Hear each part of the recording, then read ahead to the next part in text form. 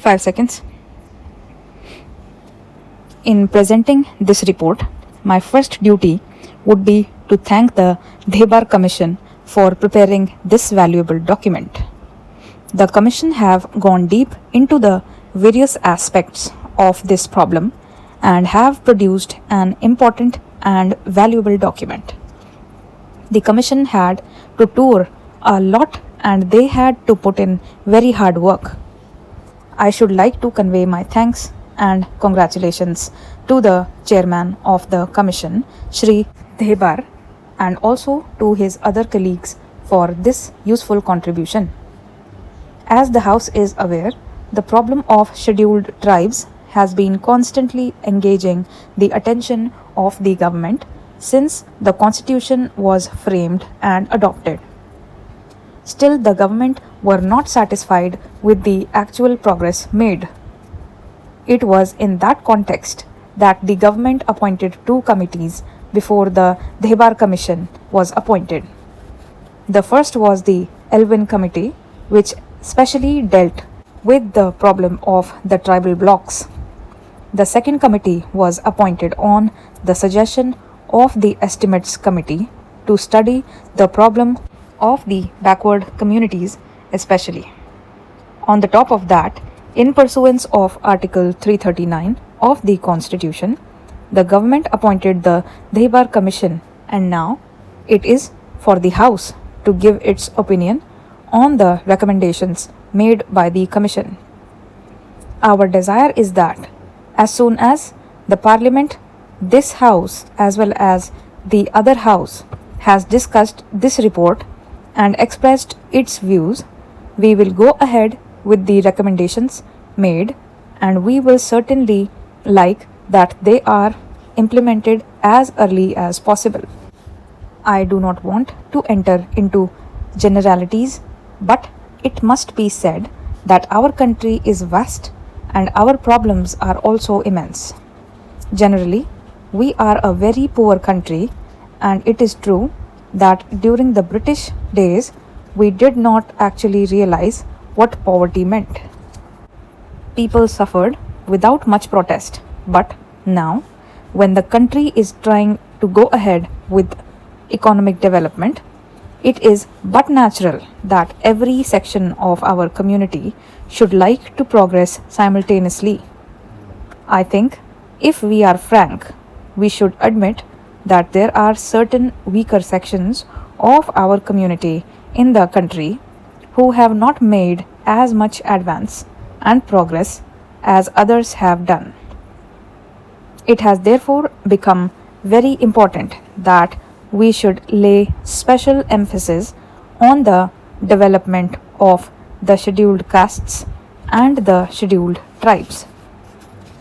It is necessary, therefore, that we should carefully consider the various recommendations made and see what we can do to achieve a certain target within a prescribed period.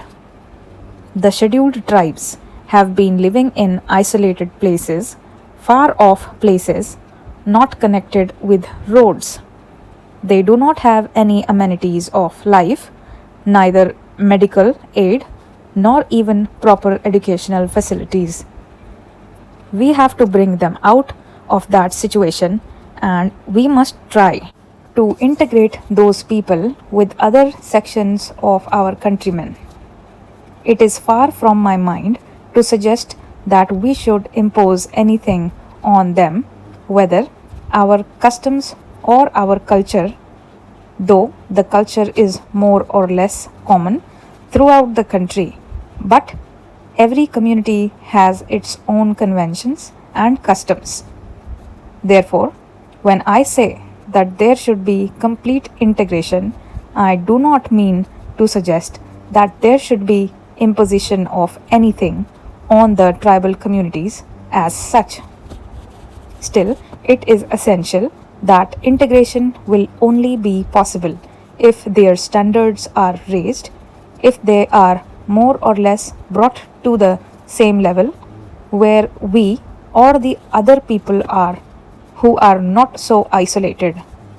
So, We have to bring these people to that level, and we can do that not by implementing certain schemes only, but by bringing about a radical change in our outlook and approach. There may be different communities and different religions in our country, but India had its own unique tradition in the past, which we have to carry on and maintain even now. In fact, our philosophic base has been unity in diversity, and in it is our good fortune that when we are free, when we have become independent, various communities and religions exist in our country, and it should be our effort to bring about complete unity and solidarity among ourselves, even if our religions are different or we differ in our customs, rights, etc.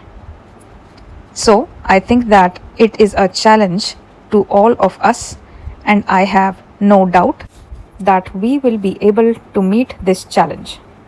I do not want to take more time off the house. As I said in the beginning, I do not want to enter into generalities. So far as the recommendations of the Commission are concerned, they can broadly be divided into two categories. There are recommendations which are to be dealt with or which directly concern the Home Ministry and some other ministries of the Government of India. There are other recommendations which mainly concern the state governments.